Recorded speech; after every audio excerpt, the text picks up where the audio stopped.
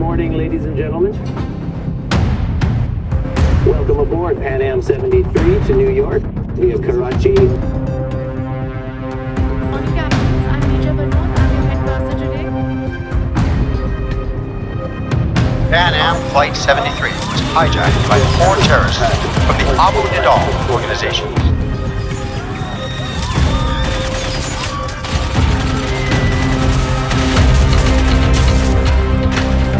At least 15 passengers and crew dead, perhaps 150 injured. That's the toll of the Pan Am jetliner hijacking in Pakistan.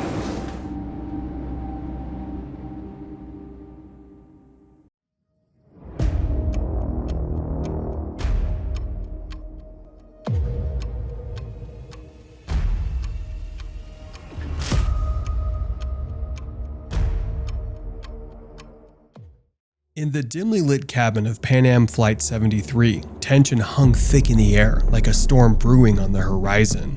This is how the Pan Am Flight 73 hijacking unfolded. It was September 5, 1986, and the Boeing 747-121, christened the Clipper Empress of the Seas, was on the ground at Jinnah International Airport in Karachi, Pakistan. During a scheduled stopover, the weary travelers, mostly from different corners of the world, had no inkling of the nightmare that was about to unfold. The passengers, 360 souls in all, were a diverse tapestry of humanity, bound together by their shared destination, John F. Kennedy International Airport in New York City. Among them were families, business travelers, and adventurers representing 14 countries. Little did they know that their lives were about to change forever. As the night sky cast an inky shroud over the airport, a sense of unease settled in the hearts of the passengers and crew.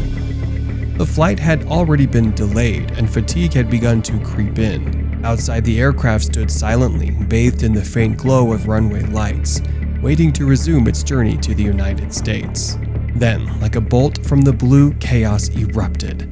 2 hijackers, disguised in the sky blue uniforms of the Pakistan Airport Security Force, stormed up the ramp towards the aircraft. The sudden burst of gunfire shattered the stillness of the night, echoing through the airport like a sinister symphony. Panic ensued as passengers and crew members ducked for cover, seeking refuge from the hail of bullets. Another 2 hijackers joined the fray, clutching a briefcase filled with deadly grenades. The situation escalated with alarming speed, and the passengers were thrust into a nightmare none could have imagined. Amidst the chaos, a brave flight attendant named Nirja Banot managed to relay the hijack code to the cockpit crew before slipping out of sight from the assailants. Her quick thinking would later be a beacon of hope amid darkness. The 4 hijackers were armed to the teeth, carrying assault rifles, pistols, grenades, and explosive belts. Their sinister intent was to use the hijacked airliner to free Palestinian prisoners in Cyprus and Israel. The situation grew worse by the minute as the hijackers seized control of the aircraft. The pilots, realizing the danger, made a daring escape through the overhead emergency hatch using the inertial reel escape device. Their exit left the plane immobilized by a metallic bird with clipped wings. Desperation now gripped the cabin as the passengers and crew faced an uncertain fate. The hijackers demanded the return of the cockpit crew within 30 minutes, threatening to execute a passenger if their demand was not met. The tension in the cabin was palpable. Rajesh Kumar, a Kenyan-born Indian passenger, was at the center of the hijackers' grim attention. He was forced to kneel at the front doorway of the aircraft, his life hanging by a thread.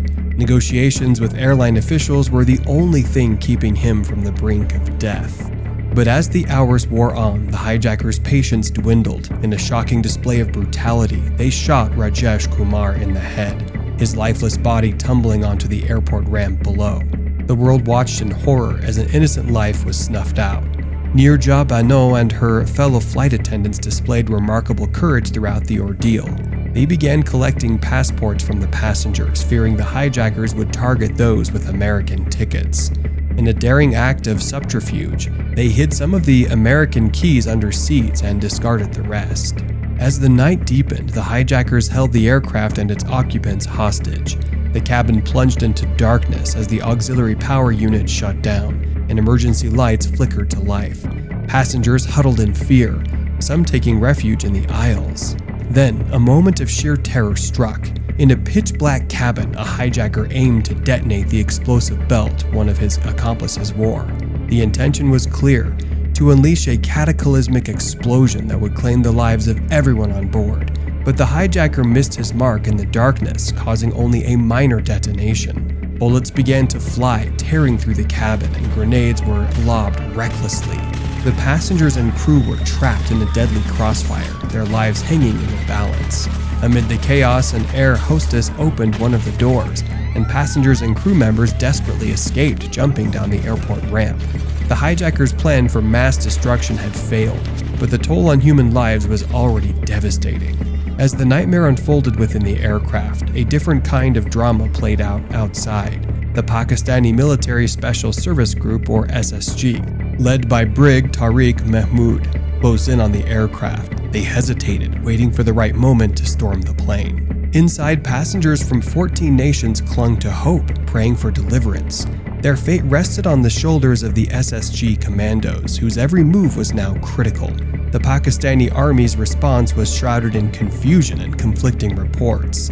Officials scrambled to claim credit for a successful assault, only to backtrack as the full scale of the tragedy became apparent. It was a night of chaos and heroism, of confusion and courage. As dawn broke, the hijackers' grip on the aircraft began to slip. The Pakistani commandos closed in, and passengers who had endured a night of terror began to see glimmers of hope. The nightmare was ending, but the scars it left would last a lifetime. When the sun finally rose over Jinnah International Airport, the world would learn the full extent of the tragedy that had unfolded on Pan Am Flight 73.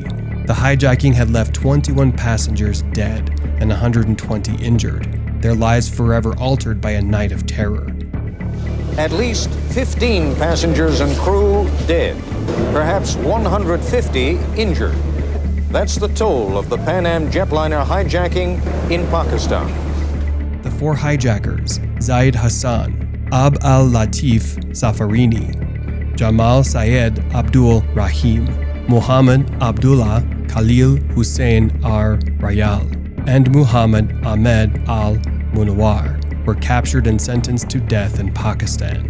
Yet their sentences would later be commuted to life in prison, a decision that would stir controversy for years. As the survivors of Flight 73 tried to piece their lives together, the world grappled with the horror of the hijacking. Questions about who was ultimately responsible for the tragedy lingered, and suspicions turned toward Libya, a nation accused of sponsoring the hijacking and other acts of terrorism.